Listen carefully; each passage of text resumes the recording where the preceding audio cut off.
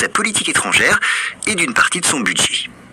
Par ailleurs, depuis un référendum de 2008, l'île a obtenu un statut renforcé d'autonomie, ouvrant la voie à une indépendance future si les Groenlandais le souhaitent. Alors si récemment Donald Trump a fait part de son intérêt pour ce territoire, c'est parce qu'il regorge de ressources naturelles précieuses. Et la fonte accélérée des glaces, due au changement climatique, a rendu ces richesses plus accessibles. Alors quelles sont ces richesses exactement ? Le sous-sol groenlandais contient d'importants gisements de terres rares, essentiels, vous le savez, à la fabrication de technologies modernes, comme les téléphones, les éoliennes ou encore les voitures électriques. Mais ce n'est pas tout, il y aurait, sous les eaux arctiques, d'importantes réserves de pétrole et de gaz.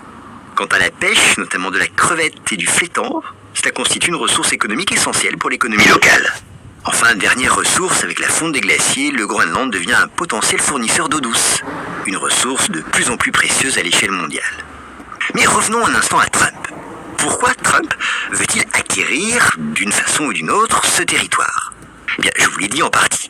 Dès 2019, il avait exprimé son intérêt pour l'achat, à l'époque, du Groenland, suscitant une vive réaction du Danemark qui rejeta cette idée avec fermeté. Aujourd'hui, les choses ont un peu évolué puisqu'un dialogue ou une négociation semble être entamé. Bien sûr, derrière cette proposition ou cette tentative d'acquisition de Donald Trump, il y a plusieurs motivations stratégiques. D'abord géopolitique. Le Groenland occupe en effet une place stratégique dans l'Arctique, où la rivalité entre les États-Unis, la Russie et la Chine s'intensifie. D'ailleurs, Washington y possède déjà une base militaire, la Thule Air Base. Mais je l'ai déjà évoqué, les États-Unis souhaitent peut-être aussi et surtout sécuriser l'accès aux ressources naturelles et limiter l'influence chinoise dans la région. Enfin, avec la fonte des glaces, de nouvelles routes maritimes s'ouvrent, facilitant l'accès au commerce mondial. Bonjour, aujourd'hui je vous propose de voir ensemble ce qu'il faut connaître à propos du canal de Panama. Alors le canal de Panama est une voie navigable artificielle qui traverse l'isthme de Panama, en Amérique centrale. Ce canal relie l'océan Atlantique à l'océan Pacifique. Et il constitue l'un des plus grands exploits d'ingénierie de l'histoire. En parlant d'histoire, commençons à s'intéresser à la sienne. L'idée de construire un canal reliant les deux océans remonte à plusieurs siècles. Mais la première tentative sérieuse de construction date du 19e. Les premières tentatives de construction sont menées par la France sous la direction de Ferdinand de Lesseps.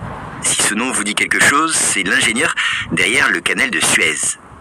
Mais après une série de difficultés à la fois techniques et financières, et puis une épidémie de malaria et de fièvre jaune, le projet fut abandonné en 1889. Après cet échec français, 15 ans plus tard, les États-Unis prennent le relais. À cette époque, sachez que le Panama est une province de la Colombie et les États-Unis veulent garantir un accès direct entre leurs côtes atlantiques et pacifiques, notamment pour des raisons stratégiques et commerciales.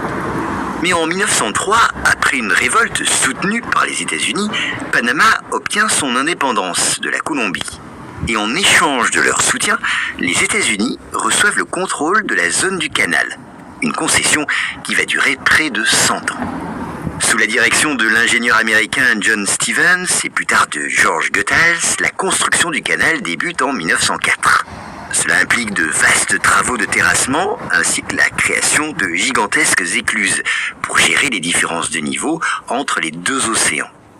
Les travaux s'achèvent en 1914 après une décennie de difficultés et de pertes humaines considérables dues aux maladies et aux accidents. Alors techniquement, ce canal mesure à environ 80 km de long et permet aux navires de contourner le long trajet autour de l'Amérique du Sud. Il s'y trouve 2 grandes écluses, l'une à chaque extrémité, qui permettent de faire monter et descendre les bateaux sur une différence de 26 mètres entre les deux océans. Alors au début, vous l'avez compris, ce canal était sous le contrôle exclusif des États-Unis. Mais il y a un mais. En 1977, les États-Unis et le Panama signent les traités Torrijos-Carter. Les traités qui prévoient un transfert progressif du contrôle du canal à Panama.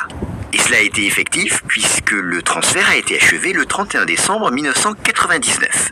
Il est passé totalement sous la souveraineté du Panama. Et dès lors, depuis, le canal est administré par l'Autorité du Canal de Panama, une entité pleinement panaméenne.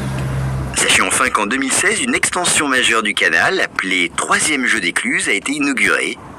Elle permet de recevoir des navires beaucoup plus grands, appelés Panamax et New Panamax, ce qui a encore accru l'importance stratégique et commerciale du canal. Alors sur le plan géopolitique et économique, ce canal est parfaitement crucial. Il réduit considérablement le temps de navigation entre les deux océans, et cela profite particulièrement au secteur de l'énergie, des matières premières et du commerce international en général. Au-delà, il joue aussi un rôle stratégique dans la géopolitique, car sa possession et son contrôle sont considérés comme essentiels pour les puissances mondiales.